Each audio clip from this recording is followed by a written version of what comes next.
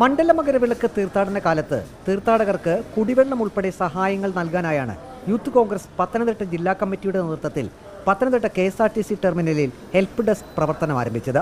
മുൻ KPCC president K മുരളീധരനാണ് help ഡെസ്കിന്റെ ഉദ്ഘാടനം നിർവഹിച്ചത്.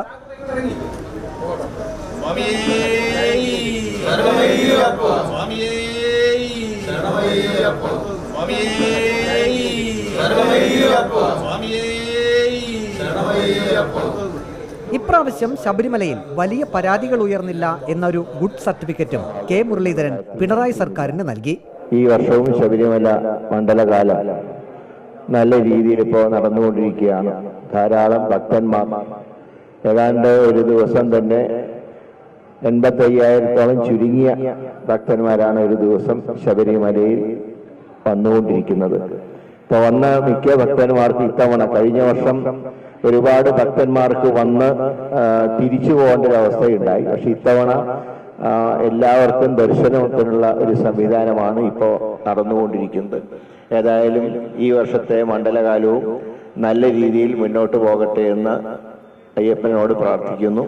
K മുരളീധരൻ ഗുഡ് സർട്ടിഫിക്കറ്റ് നൽകിയെങ്കിലും യൂത്ത് കോൺഗ്രസിന്റെ ഒരു ഹെൽപ്പ് ഡെസ്ക് KSRTC ടെർമിനലിൽ പ്രവർത്തിക്കുന്നത് KSRTC അധികൃതർക്ക് ഇഷ്ടപ്പെട്ടില്ല.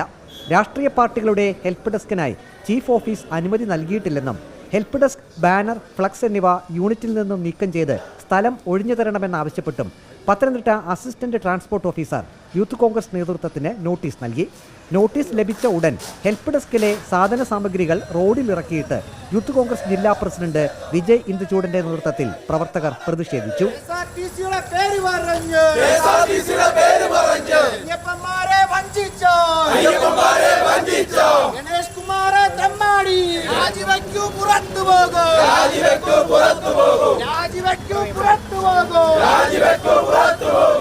പോലീസും യൂത്ത് കോൺഗ്രസ് പ്രവർത്തകരുമായി വാക്കേറ്റമായി.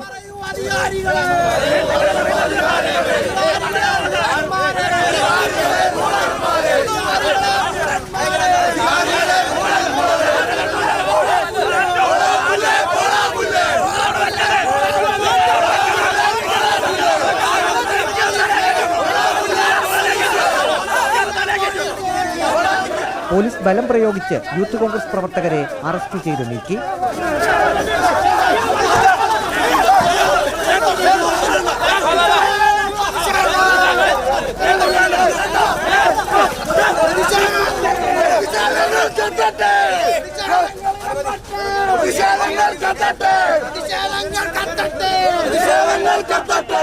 KSRTC ടെർമിനലിൽ ശബരിമല തീർത്ഥാടകർക്കായി ഹെൽപ്പ് ഡെസ്ക് പ്രവർത്തിക്കുന്നതിൽ സർക്കാർ എന്തിന് രാഷ്ട്രീയം നോക്കുന്നു എന്നാണ് യൂത്ത് കോൺഗ്രസ് നേതൃത്വം ചോദിക്കുന്നത്.